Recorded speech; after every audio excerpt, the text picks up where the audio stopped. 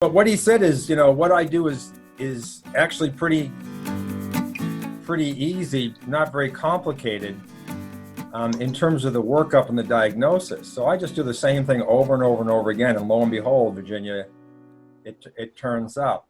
But the point is, if you don't know where you're looking, and that's why I have those 4 mechanisms back there, poor repair and recovery.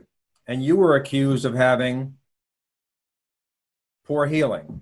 And I don't think you have poor healing. It's just that, the healing was okay, but the deterioration on the other side was outstripping the healing. So it's and it's still back to this 10 years of undiagnosed elevated platelets off the charts, and everybody's saying it's your normal. Yeah. So I'm really excited, as you all know, for anybody that's worked with Tom to go, you're the first person that's a true detective that's not just sending me a bill and sending me away with some labs. Can I send you a bill anyway, though, just for the heck of it? Well, but Can I turn the light up? It's the bill plus, yeah. Well, I appreciate you instigating rather than me just bloviating, but the hyperfixation is a lead into a topic, okay? And that topic is the genesis of health, right? And this is there's only 2 sessions on it, the previous one and this one. It's all white.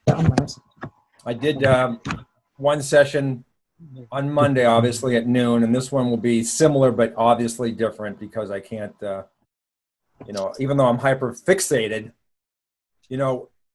I'm telling stories tonight because I had a glass of Moscato, and we send engineers and scientists to the same college. I went to Worcester Polytech in Massachusetts and MIT, and engineers. Tony, are you an engineer? Is it okay? Who's an engineer? I am. You're an Can engineer, you hear but me? you're an outlier, Amy. You're an outlier engineer. Engineers think linearly, and scientists think scatterbrained.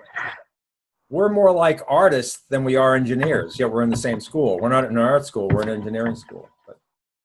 So anyway, my hyperfixation, last time, the genesis of health, we were talking about where nutrients come from. Very basic, they come from the earth. Whether we get our food through plants or animals, it all came from the earth and the sun. And the soil mimics our own digestive process. Very much so. Mycorrhiza, bacteria, beneficial bacteria.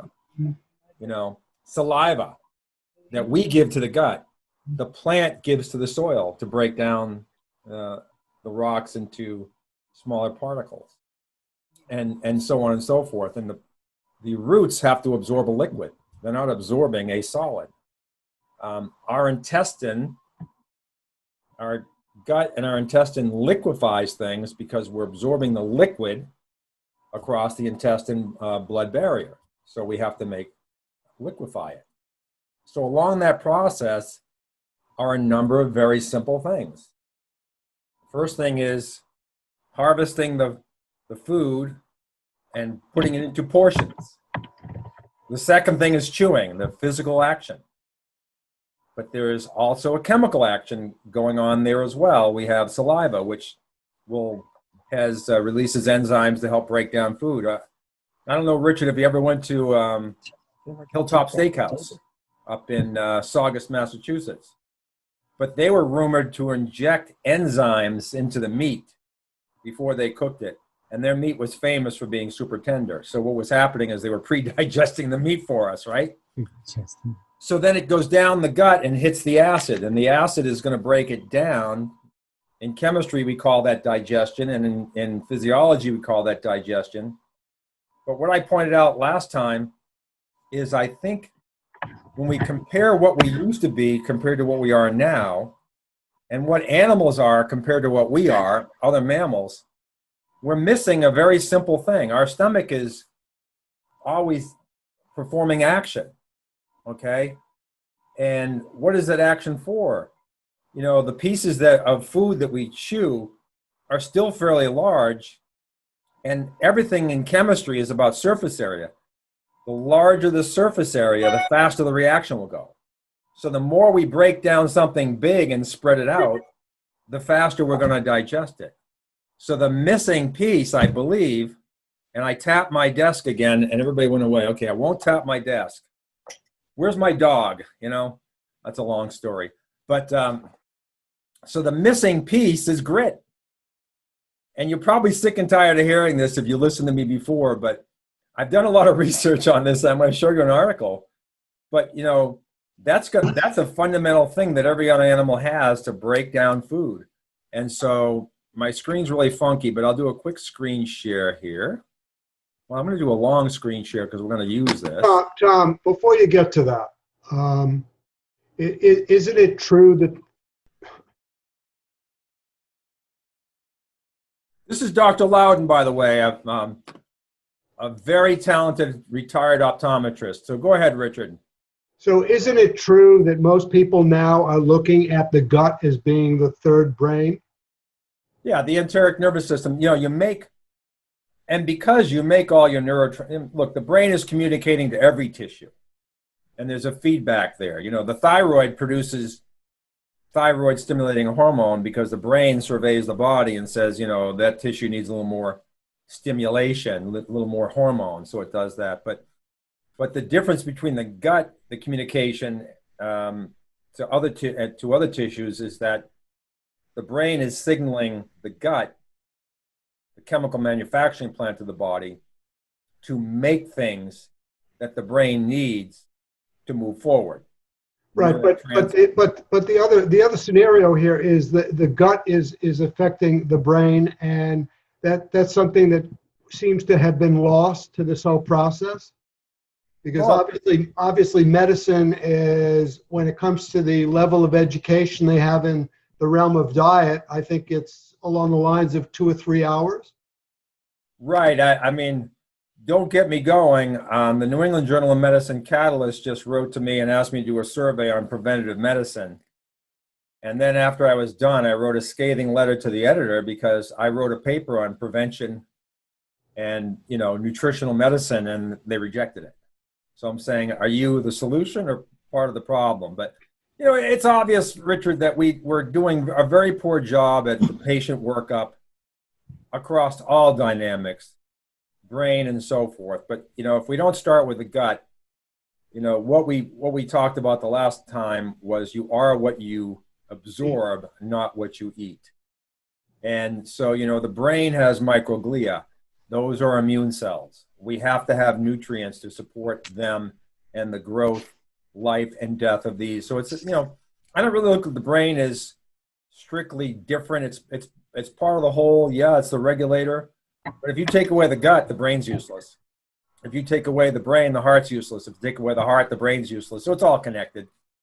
They're all pieced together. And, you know, medicine is in very, very clear silos now tied to the drugs. So let me just show you this article. Science News, June 4th, 2011. I've been scooped. Eating dirt can be good for the belly, researchers find. So what I did, and this will be the last I'll talk about it, okay? And then you can just go your own way on dirt, gut. But you can buy bentonite clays and eat them and, you know, help your gut digest. But a very interesting study, which I will post on my blog in the next day or two, was that they did a detailed analysis of what they called geophagy, not autophagy, which is repair, but geophagy. It's eating dirt. That's what it is. And they showed people didn't do it because they were hungry. People didn't do it because they were nutrient deficient. They did it because they had gastro distress. And I'll put that article up there just for your interest. So it's doing some very interesting things. And what I think it's doing is when your gut's not optimal, it's just an important piece, or one more piece, just like the collective, of helping you break down food from solid to absorbable liquid. I think that's all it's doing. Because, you know, I used to have chickens, then we got a pit bull, and then the pit bull had the chickens, and then we didn't have chicken. So that's kind of how that went. Did we lose? Virginia, are you still there? Okay. Well, she obviously knows how to listen to the replays. So, So, Dr. Lewis, how do we get this grit in our stomach? What do we eat? that's a great question, Linda. So right now, you can go online to like Swanson and buy an edible bentonite clay. But I just recommend what I've been doing for years is like I eat my carrot tops, not from Walmart, but my organic farm. And so like when I think I showed them on the last video, which I haven't posted yet, but when I get my carrots and vegetables from the organic farm, they're not particularly clean. They're not pressure washed, triple washed, power washed, scrubbed, whatever. And particularly around the top of the carrot, there's a lot of grit. And I eat that. There's no stub left when I'm done my carrot. So, I mean, there are multiple ways to do it. And I'm actually talking to some folks about making a probiotic grit supplement. Once again, you can get grit. It's out there. It's not like I've invented this concept. So, clays are really what, I'll put the articles up. I'll put a blog up there, Linda, with some articles. Great. That'll Okay. show you, because I got now a portfolio of articles on this topic just to make sure that that I have the references to support that. But I think anybody that has poor digestion, you're going to be careful. We don't want to introduce pathogens, but let me tell you, every time we eat something, we're bringing a pathogen in, whether it's a raspberry from Guatemala or whatever. I mean, there's always going to be things, and that's what our digestive tract, particularly the strong acids, are to do. If you have weak acids, whatever you're getting has better be sanitized, not,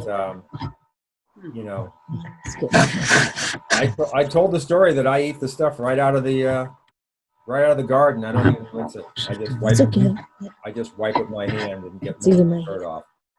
But I wouldn't recommend that if you have acid reflux, gas, diarrhea, constipation, SIBO, any number of these gastrointestinal problems. We got to solve that first. So anything you do bring in that's potentially pathogenic will be destroyed. But the point is, in the earth, there's very little pathogenic stuff. When my dad the original organic gardener, three huge mulch piles the size of my room, and every year he turned them over, and the third year they went back into the soil. There's almost no pathogens left in that soil. At that point, it's cooked. The bacteria has killed all the pathogens. But we are in a clean society. And Richard may or may not know about this, but I worked with Steve Tackett and Dr. Pete Seeberger with a group of very well-to-do parents in Duxbury, Massachusetts, a very opulent town. And these kids had pandas. Pediatric autoimmune disease associated with staph infection. And they couldn't stay in school often because they'd have these very wild outbreaks, uncontrolled outbreaks. And it was all tied to the gut. And it's the hygiene hypothesis. These families were trying to protect their children to such an extent. They sanitized their existence to such an extent they didn't build any immunity. And they get out into the real world, like in school, and they get sick and easily. But to Richard's point, the pandas was tied to an infection in the gut that led to aberrant behavior of the brain, intermittent explosive disorder, just mood disorders. So it's really, really important. The gut is. So I'm just looking at every angle, because I'm working with a lot of people on gut, believe me, a lot of people. And we're doing the great probiotics, and we're doing the fermented foods, and we're doing the prebiotics, and we're lowering the glycemic index, and we're doing a lot of the right things, yet the gut's still taking a while to come around. And I talked last time about, it's easy to measure diabetes. Insulin sensitive, pre-diabetic, diabetic, insulin sensitive, diabetic. But how do we measure where you are in the gut health continuum? And, ending reflux, you're 25% of the way there.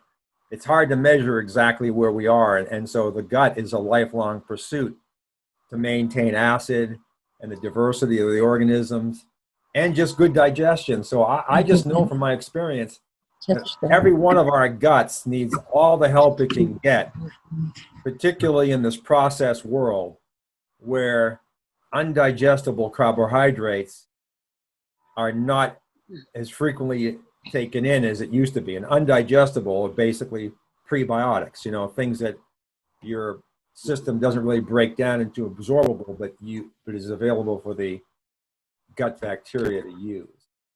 So that's so I may not be right on this, but I'm looking at the process from harvesting the food to how it goes to the system. And there's no question, as a chemist, I used to think as a chemist, chemistry uber alles, all I need is my good chemical and I can etch anything and clean anything and whatever. And I've been proven false because nothing beats a sandblaster or, I can see your hand. scrubbing well. And it's going to be the same with any digestion. So, Tom, can you comment about the fact that the soil is being destroyed? Nutrients?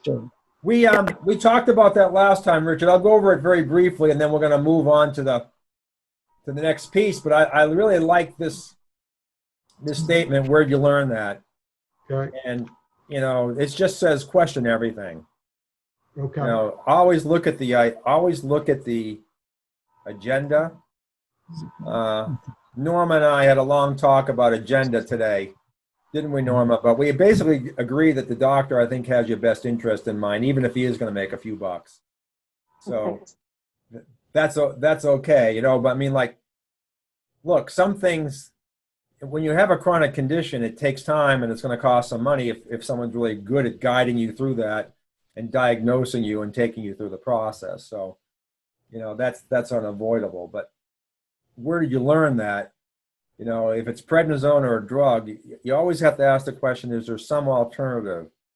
And the three-letter word why is a good thing to throw out there once in a while. Why am I taking this? Or why is this good for me? Or I always like to say, is heart disease really a statin deficiency? Is they giving me a statin drug? So did I just have a deficiency? Is that all it was? Oh, wow, that was easy. But, this is one of my favorite slides. This is the gut for plants. This is not a good way to support that gut. Looking at mineral content, the decrease in mineral content across multiple vegetables for different types, calcium, magnesium, iron, in cabbage, lettuce, tomatoes, and spinach. The decrease in that versus the increase in heart disease. So, all this is a barometer of repair and recovery. We need the minerals that we talked about, the minerals that go into the plants that deliver the minerals to us, the plants that synthesize the vitamins, that we need, called essential nutrients that we can't produce or synthesize on our own, and they come from the earth, ultimately. So when that's depleted, we're in trouble. And then with real modern agriculture, we're seeing a significant uptick in a number of different types of chronic conditions. So this is review, but now we're going to start. So here's the Nile Valley, fertile. Lake Victoria floods every winter. The silt goes over the field's replenished. The harvests are great. In America, it's all draining off. Big problem. Okay. So why do we care? So that's the question, why, we want to ask why. So what do minerals do?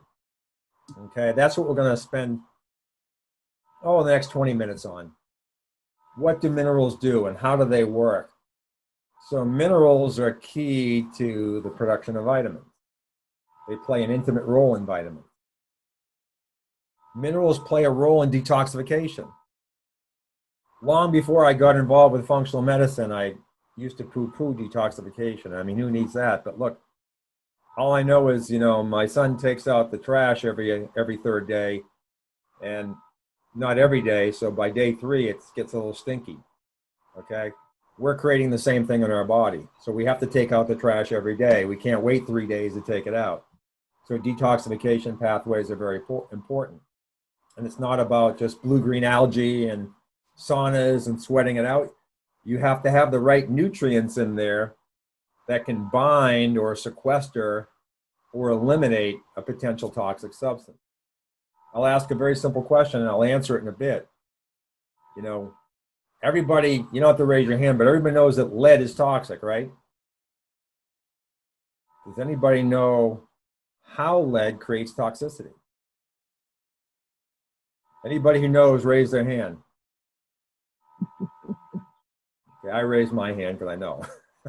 Or at least I think I know enough to explain it well enough. But oh, and I did it again. Hold on. So everybody disappeared. And then I have no signal here. Okay, technical difficulties. You guys see me still? Yes. Okay, it came back. So I can't bang the desk. I can't touch the desk. I can't be animated. It's a bummer. So let's go into it. So vitamins, toxicity, and enzymes. Can anybody give me a real-world alternate definition for an enzyme?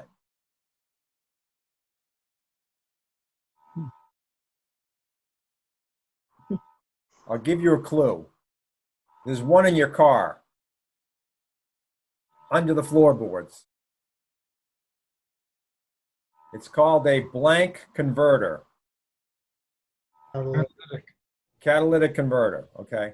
So in the normal world, the macro world, an enzyme is very akin to a catalyst. And what a catalyst does is make reactions go more easily. Okay? Because we're doing some really complex chemistry in our bodies that normally would not run in a petri dish. But because we have enzymes, they run very fluently, very efficiently. But let's get into it. I'll try to make the picture a little bit better, but I'm afraid to make it full screen because then I lose control. And it's a low res. But this is vitamin B12. Vitamin B12. And in the middle of vitamin B12 is what's called the active center. And this little thing here is called a CO. It's called cobalt. Now, if any of you ingested cobalt right now, you'd get very sick. It's a heavy metal, transition metal, very toxic, okay? But when it's in the middle of this macro cycle, it's called, the big macro cycle of organic material, it performs very essential neurological and physiological function. So the cobalt is not toxic, it's now beneficial.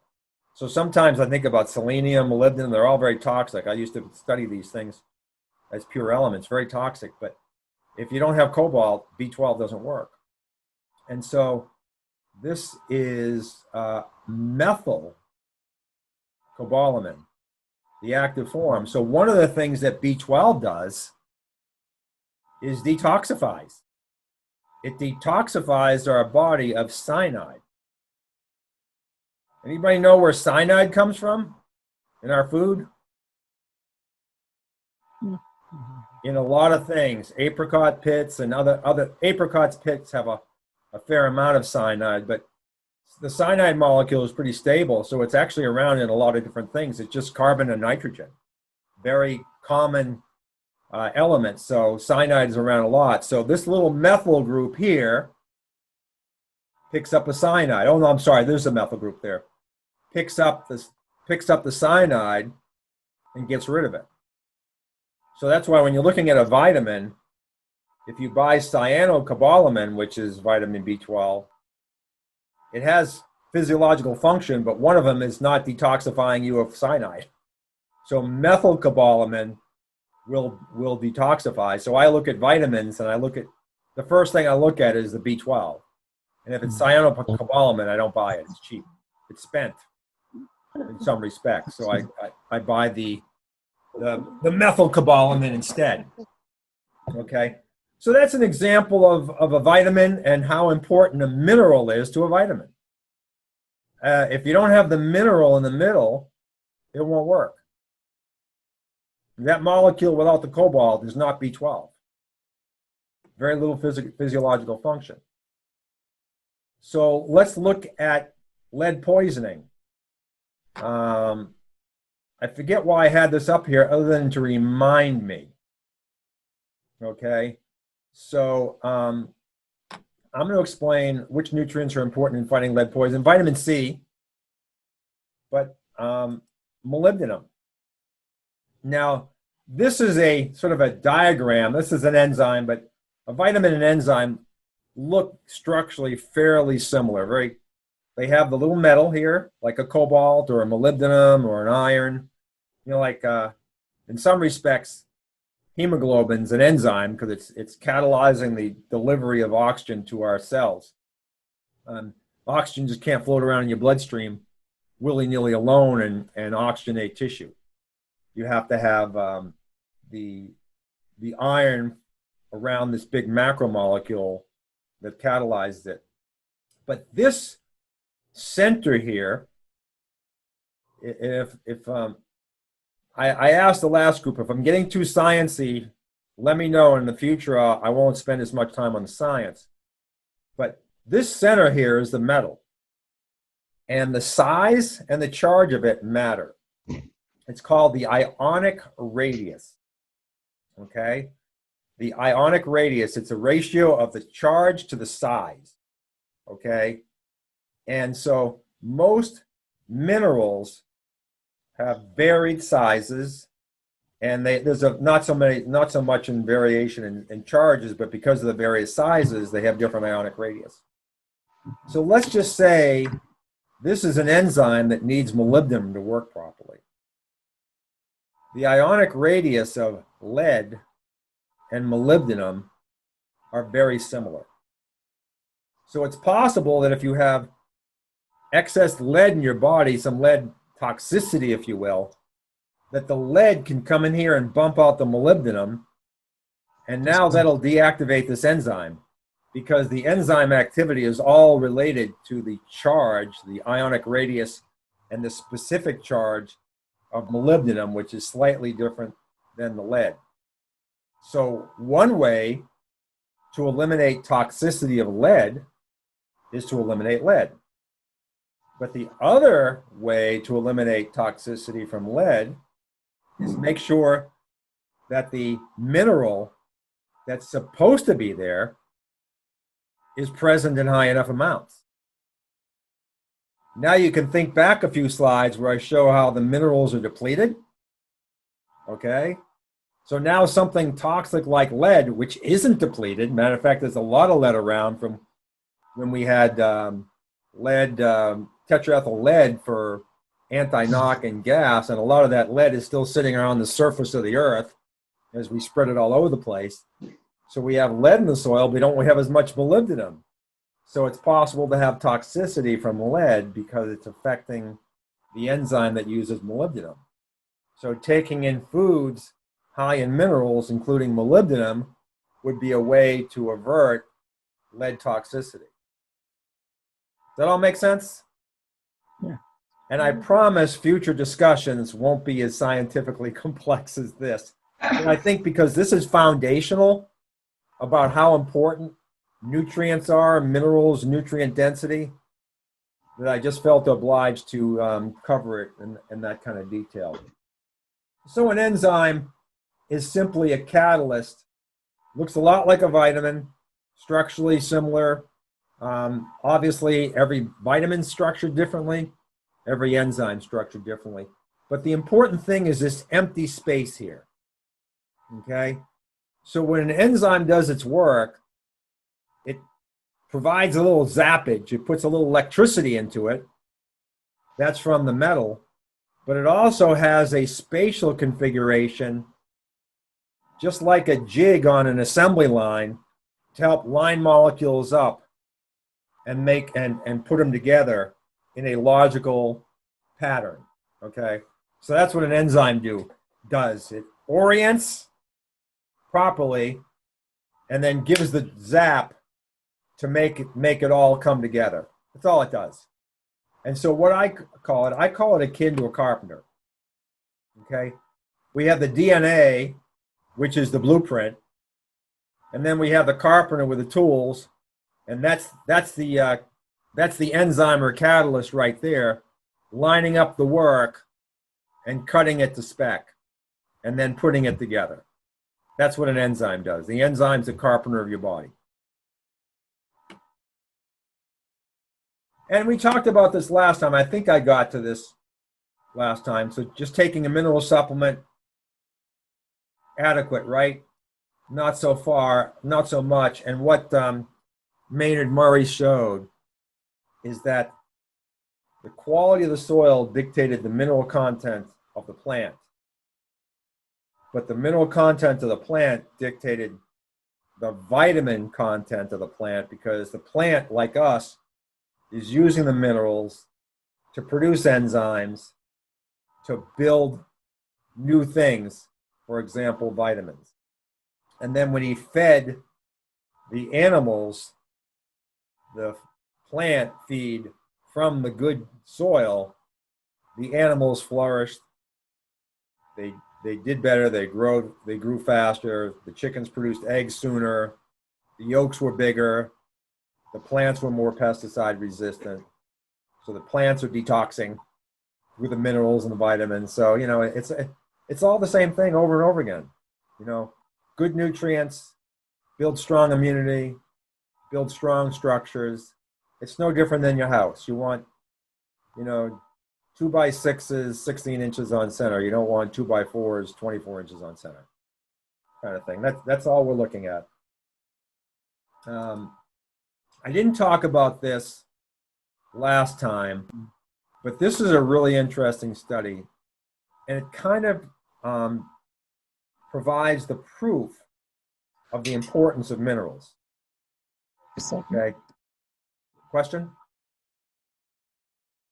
So this was a very unusual point in history, in world history, the 1870s in England in particular, where it was well studied by Paul Clayton, actually a colleague of mine, and I can never remember the name of his forensic librarian who did all the epidemiological research back in this time and before. But before 1870 was the potato famine. And then after 1870, something else happened that affected health. But there was this narrow window between 1860 and 1880 where the British lived longer then than they do today. Digest that, but keep in mind that that was after age 5. Now, I lived in this little town called Sullivan, New Hampshire for a number of years. And there were 700 residents, but I had 2 books, The History of Sullivan, that were that big. And I lived in the Davis farm, and I read about every relative, every child, every parent, every family member, extended family. And in that house, 10 children were born to the Davises, and only 5 made it to the age of 6. So 0 to 5 mortality was about 50%, you know, before the really modern, industrialized, more hygienic, better sanitation, better food supplies, better water, things like that. And most of it was infectious, you know, or E. coli, or, you know, tuberculosis, things like that. Semmelweis, Richard, poor hygiene in the hospital, were a passing infection from the cadaver lab to the birthing lab. Semmelweis was died in disgrace because he suggested that, you know, surgeons working on cadavers should wash their hands before coming in and delivering babies. You know, and he proved that just by washing hands, you could reduce mortality by some astronomical percentage. But so when we look at Brits today from age 6 to whenever they die versus in 1870 from 6 to whenever they die, on average, the 1870 Brits lived longer. But more importantly, they had 1/10 the chronic diseases. They fell off a cliff. So what were these people doing differently than what we were doing? They were physically active. They had to be. We didn't have excavators, digging infrastructure, so there was a lot of manual labor. They gardened at home. There wasn't, they didn't have refrigeration. So everything was sort of like just in time, and they had a plan, and they had a harvest, and they had to work cooperatively in communities. But I can guarantee you they all had their own chickens. And I would hasten to guess that there was no waste on that chicken. The brain, the liver, the pancreas, the heart, all that was consumed, organ meat. And today, the society with the lowest or the second lowest cardiovascular mortality rates in the world is France. And France just happens to eat the highest percentage of, it's an awful word called offal, organ meat, than any other society. And it's not by a huge amount. I mean, they eat, compared to other European nations, they consume the most. So, but I can also assure you that they were getting a lot of grit in their gut. Just from working in dusty environments, you're getting grit on your tongue and you're taking it into your gut. It's just sort of a natural thing. So that's the Mid-Victorians. The next one is the French paradox. You don't have to tell me what it is, but has anybody ever heard of the French paradox? Drinking wine.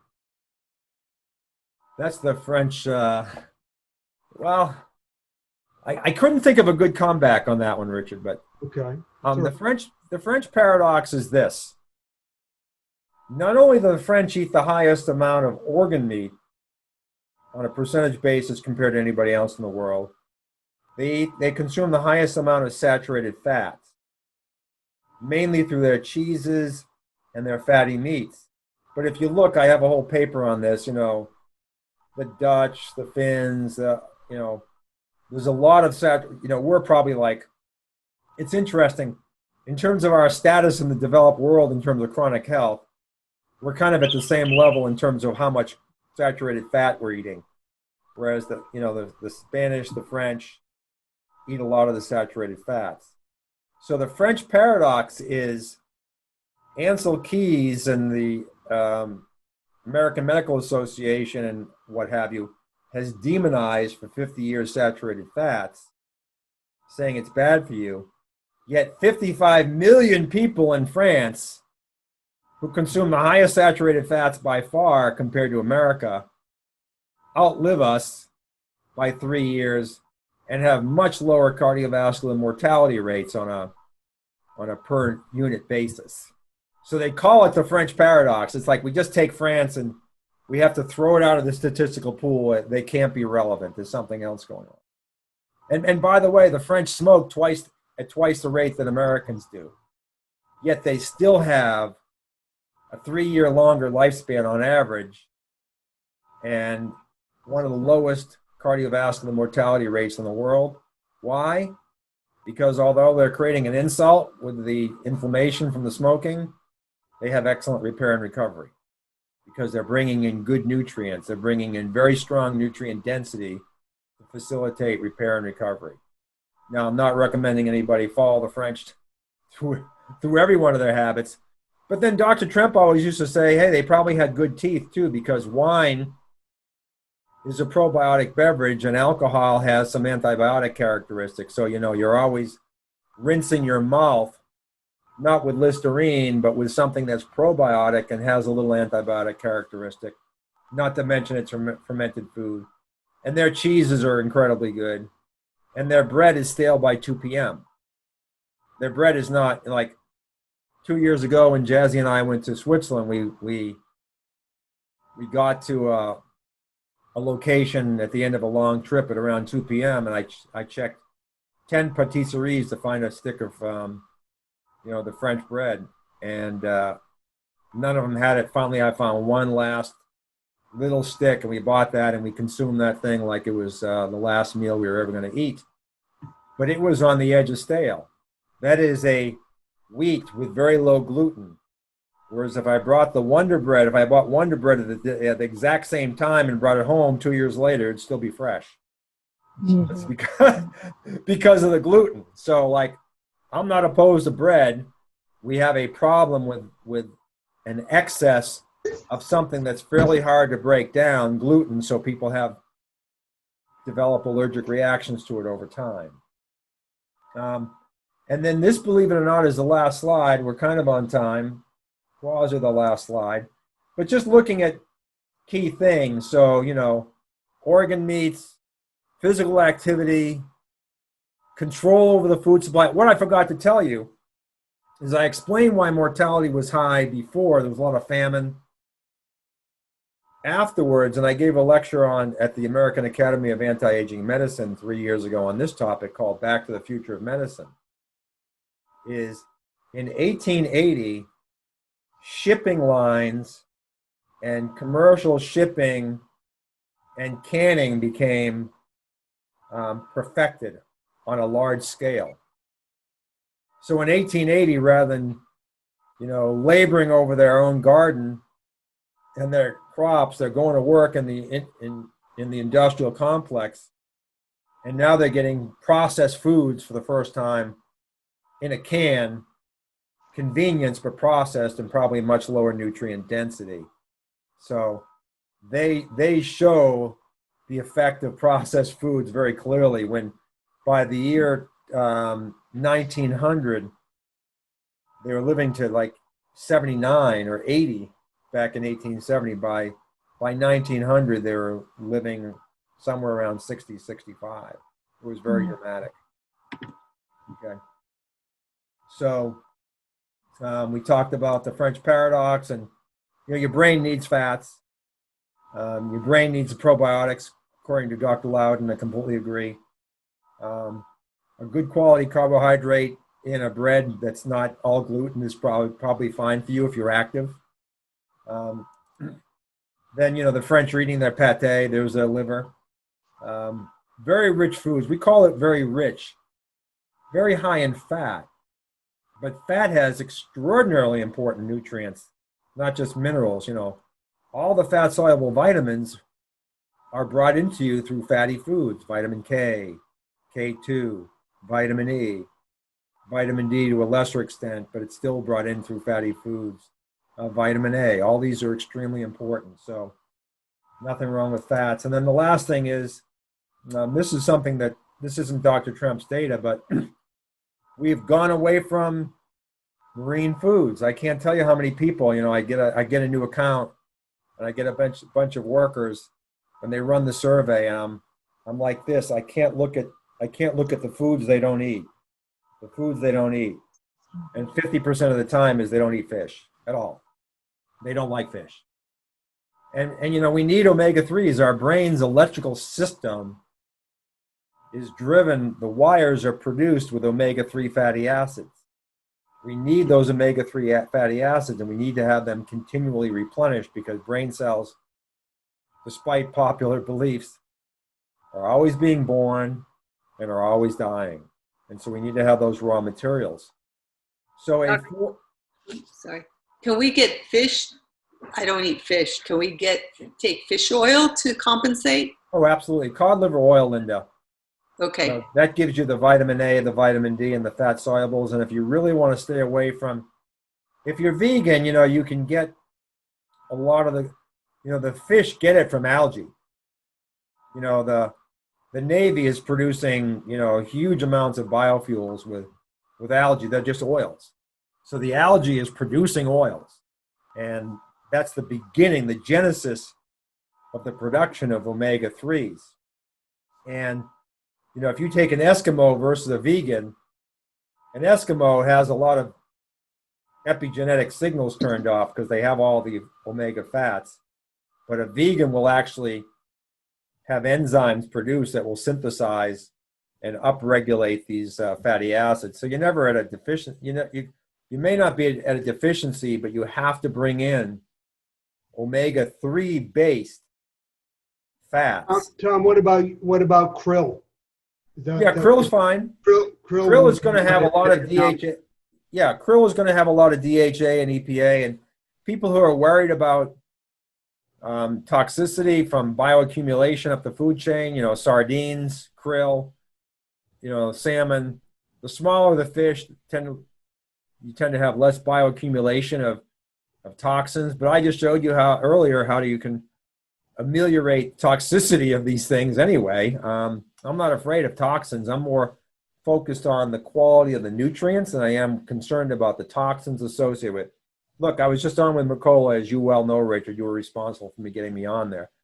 And I mentioned cod liver oil, and he immediately said, oh, that's processed, and there's mercury. And it's like, dude, you admit you haven't been in the clinic for 25 years. You have no idea what Dr. Tremp did with cod liver oil.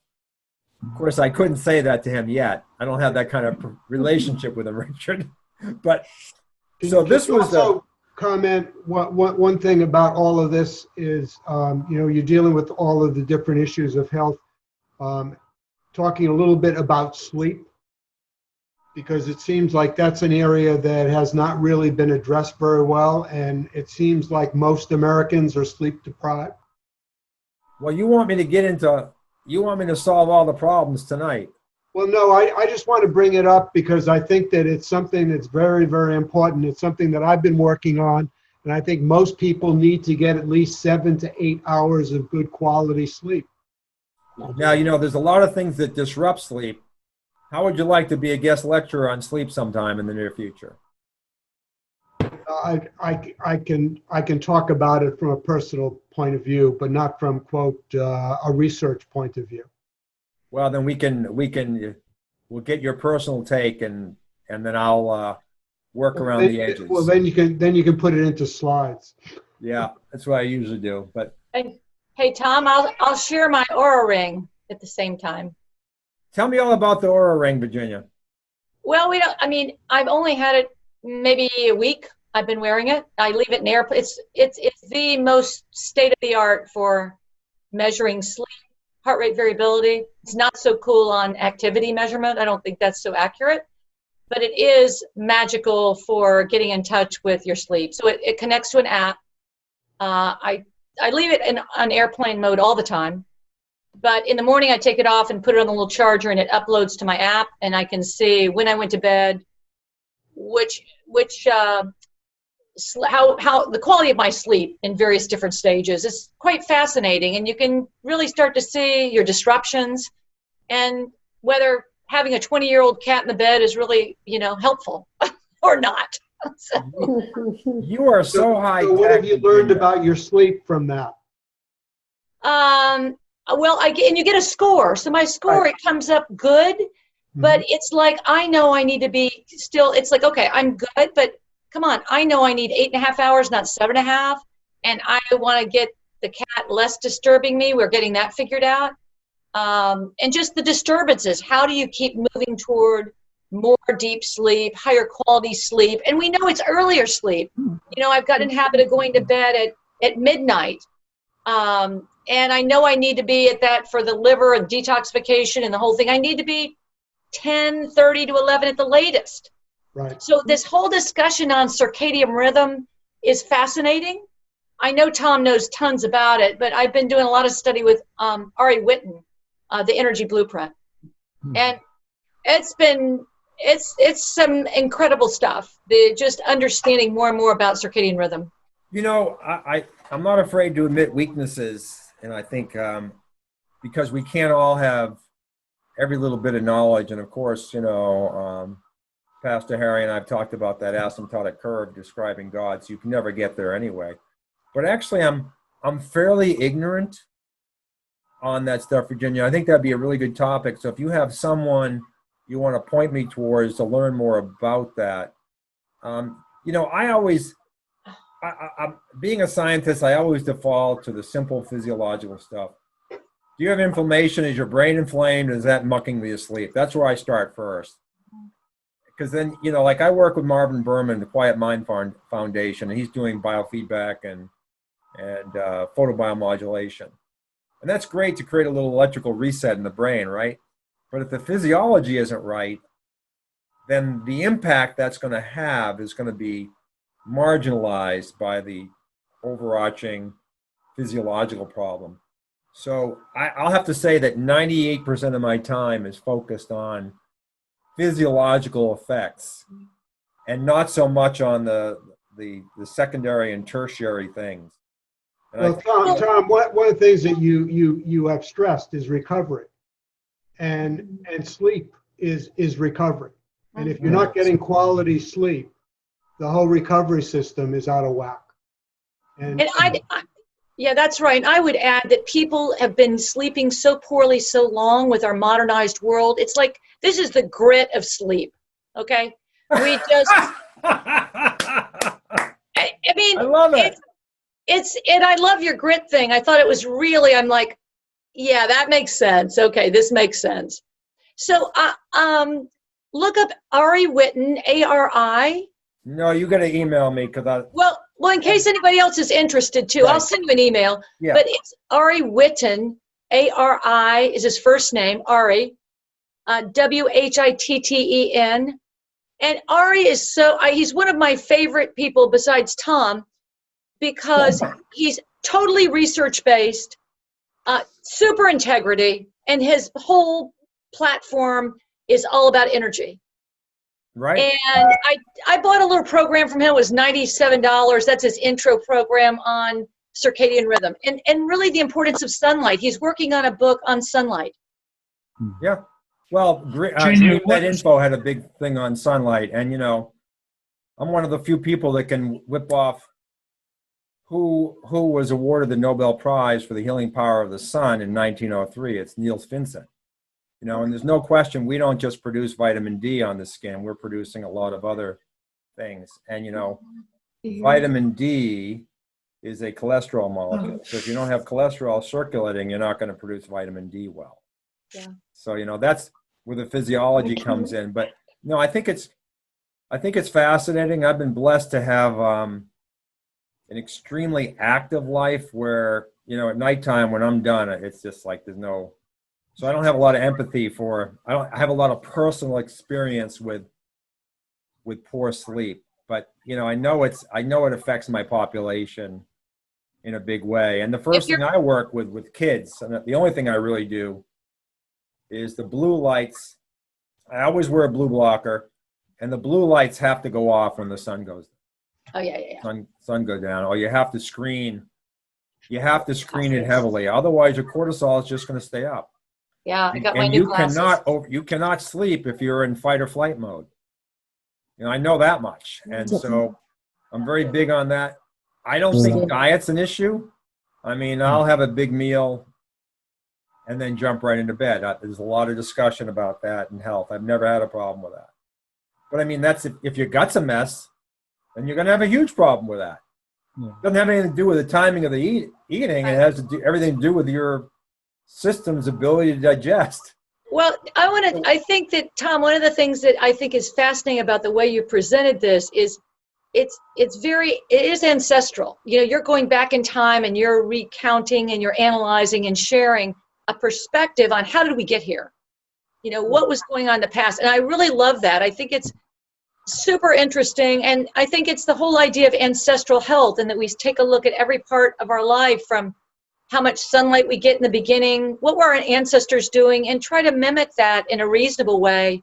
But technology is really not helping our health for the most part. No. It's just not a health tool for a lot. It distracts us. It takes our time. It keeps us from exercising.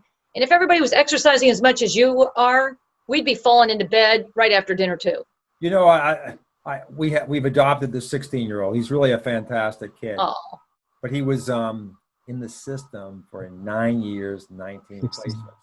Oh my! You know, and so we're being gentle with him, and you know, I was a little too like, be like me, you know, and come out, we'll do this and do that. It was just too much for him, you know, and but like this weekend, it was an amazing weekend. I'm blessed to live on this lake. You know, I used to live in Boston where it's expensive, and I traded for a really nice place on a lake in East Tennessee where no one wants to be, thankfully. And 5 miles down the lake is the most amazing set of cliffs. It used to be a quarry. This is a flooded TVA lake. So the huge quarry, and the cliffs you can jump from 2 feet or 40 feet. And I have this boat that he and I worked on repairing. I got the boat for $1,500. It's a wreck. And it's one of the fastest boats on the lake now when it runs. And I said, Logan, if you want to go down lake with Logan, Logan was visiting Logan, and they were here for 2.5 days. I'll take you to the cliffs anytime you want. And they never left the video games. Not once. So I just think it has to be some boundaries on that, Pop. Yeah. That's just, Well, it's somehow you figure that out at some point. Believe me, we understand the boundaries under this circumstance, and he hasn't had friends over in a long time. And Oh, it's hard. But I let it be. He did me a big favor because I had some impromptu friends over the weekend before. Oh. And an hour before they came, I said, Logan, I have some people coming, good friends of mine, and they have kids your age. And he says, why do I have to be social? I just said, well, because we're the hosts, and I think it would be nice for you to do that. I only gave him an hour's warning. He got right out, went out, got things organized. So it's like this weekend was sort of his bonus for that. But anyway, the last slide here, just so you know, 4-to-1, omega-6 to omega-3. We actually need more omega-6. Omega-6 is the muscle-building omega. Muscle cells are built with it. We have more muscle than we have brain. Just look at the brain and look at your quads and glutes. Okay, so you need more omega-6s on balance. But this is what it was in 1909. This is what it was in 1985. And Dr. Tremp, towards the end of his career, was measuring the average of his people at 40-to-1.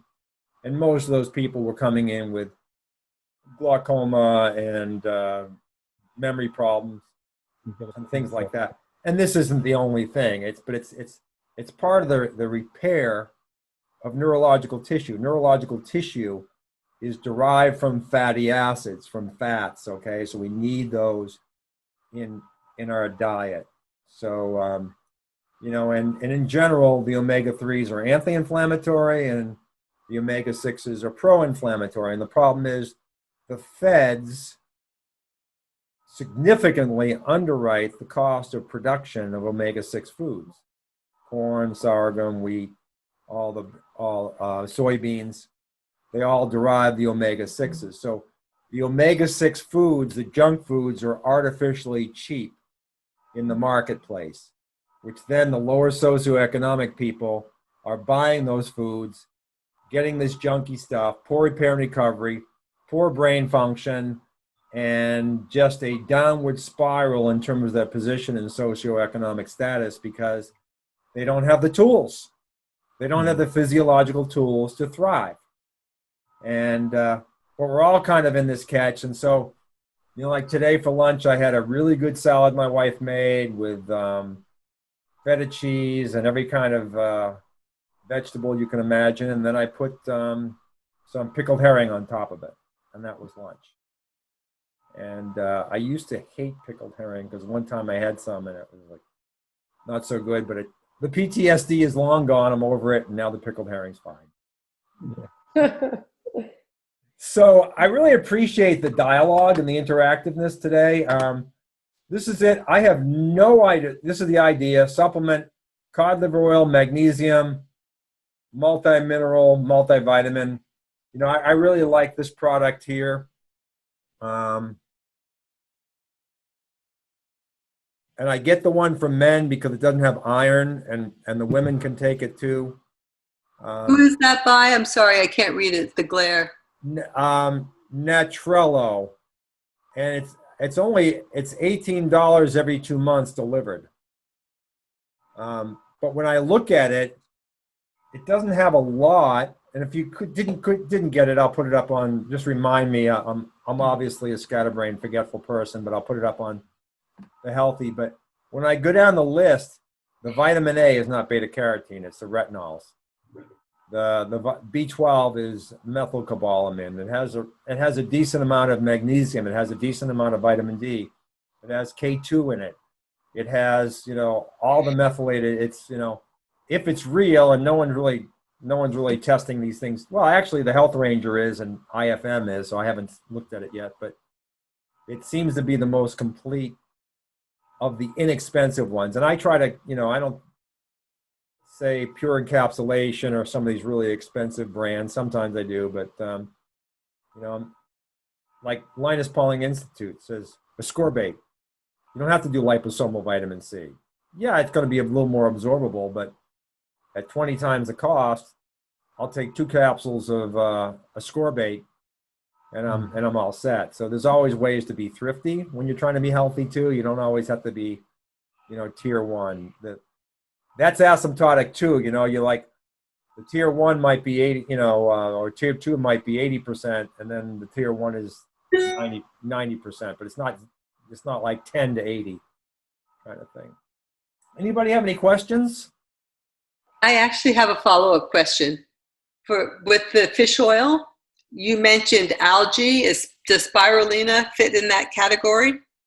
I have to look at the label. I don't know exactly what spirulina has on it, but what you're looking for is an omega-based algae supplement, and you can get them almost anywhere now. But you gotta be looking for the omega-3. I always get these confused as linoleic and linoleic acid. One is omega-6, one's omega-3. But I believe that the algae also has one of the essential either EPA or DHA in it already. So you're not just converting the linoleic acid into the EPA or DHA. You actually already have it. So it's an alternative. Yeah. Thank you. Yep. Virginia, what is the instrument that you described that you're using to measure your sleep? Yeah, it's Oura, O-U-R-A, Oura. O-U-R-A, Oura Ring. And they're about $300. If I can also comment, if you get a Fitbit, I have a Fitbit, and I have found it's been phenomenal in regards to walking. It also monitors your heart. It also does the sleep test. I don't know how it compares to your device, but it's been very, very helpful in understanding a lot of different dynamics. I think it's a good alternative. Yeah, and I think especially measuring the steps, anytime you're measuring something, you have the awareness, as Tom's talked about, the knowledge, the awareness, that whole thing. I can get to 10,000 steps in a day, not even exercising, just staying from not sitting and moving around, doing life. Yeah. Well, that's extremely important, because when you think about it, sitting is becoming the next cancer. So, that fits with that whole process. Yeah. Well, I'll throw a science term out there from Ari Whitten: non-exercise activity thermogenesis, NEAT, N-E-A-T. And that's amazing. It's the activity level. Anything we're doing that's not sitting, walking, riding your bike, throwing a frisbee, anything that we can start doing that's activity and not sitting, as you say, anything but sitting. Movement, we were made to move, and the problem is we're moving less and less and less, and the body's reaction to that is it deteriorates. My wife took on her own health this year, and she understands, because she's hung out with me a little bit, about adaptation. And we like to think we can just go into the gym or start doing these things, but it takes about a year of fairly consistent work. That's why it can get discouraging for people. It takes about a year of consistent work to build a stable base unto which you can build on to go to the next level. And that's just the truth of it.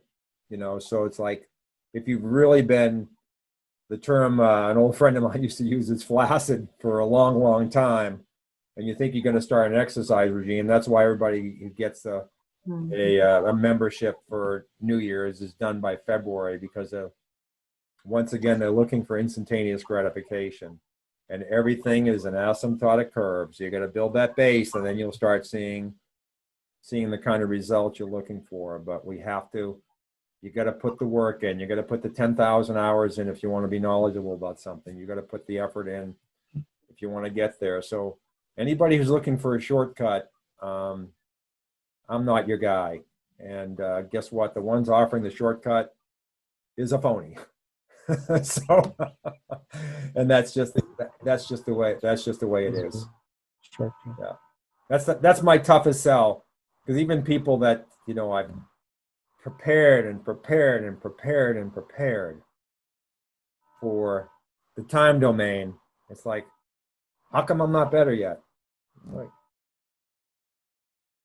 it takes time to readapt to a new normal, both ways, getting sick and getting healthy.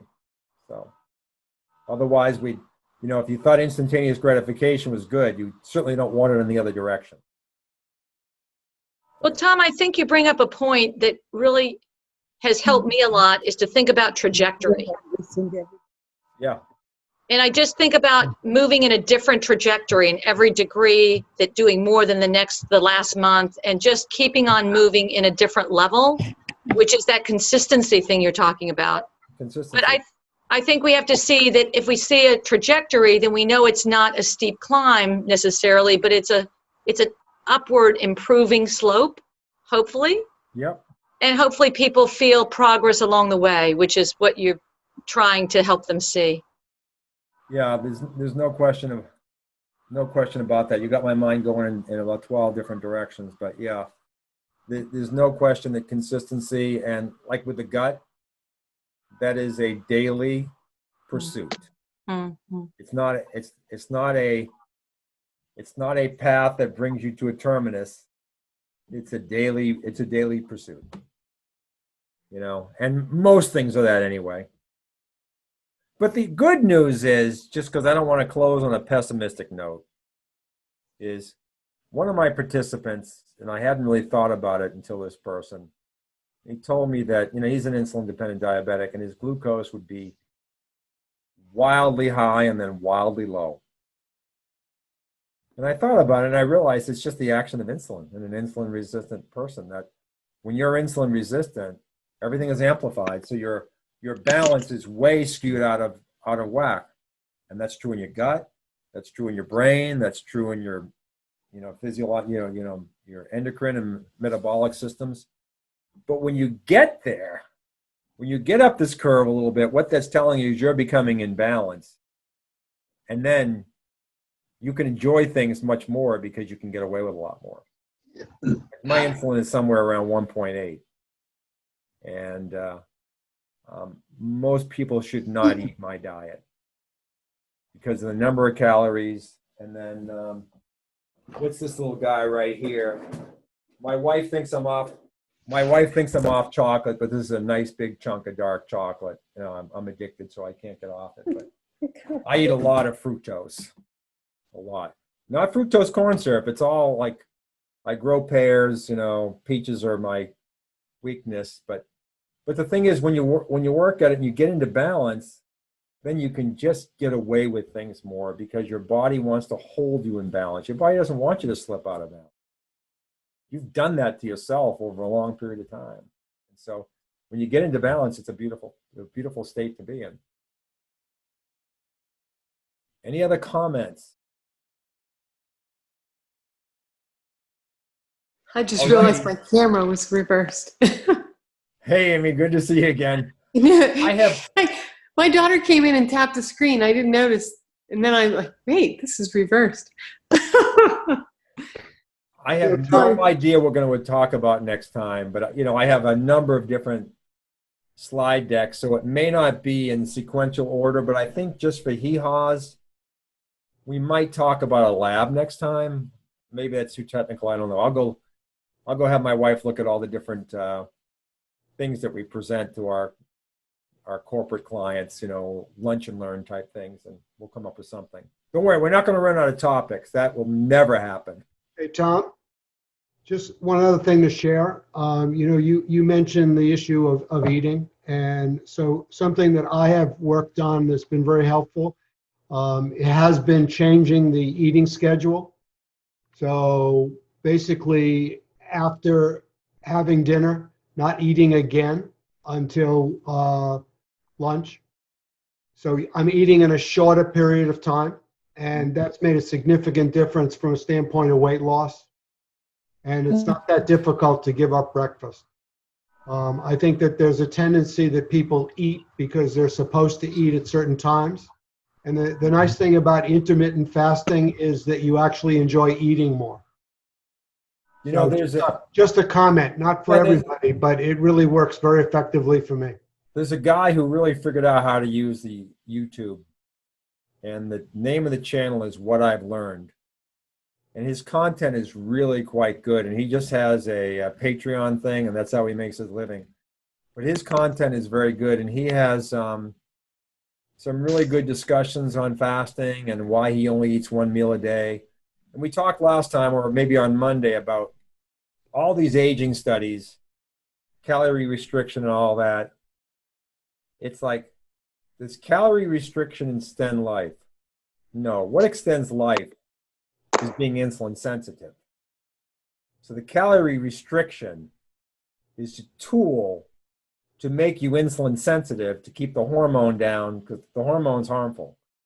That's why it's toxic to take that stuff, and it makes diabetes worse. So that's really the end game. So What I've Learned is a channel. I wish I could emulate this guy, because he just produces these videos tremendously. He doesn't have thousands, but they're all really good, different topics, but a lot of health topics.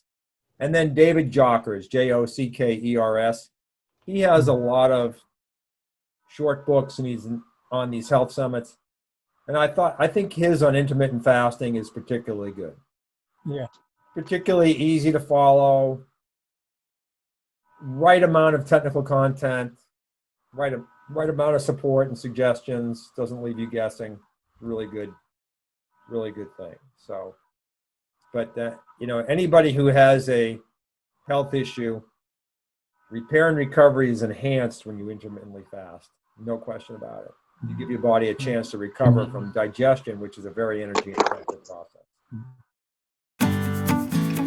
All right, folks. Thank you very much. Thank My you. pleasure. Good night. See you guys on Monday at noon or Tuesday at 8 p.m. I look forward to it, as always. Thank you.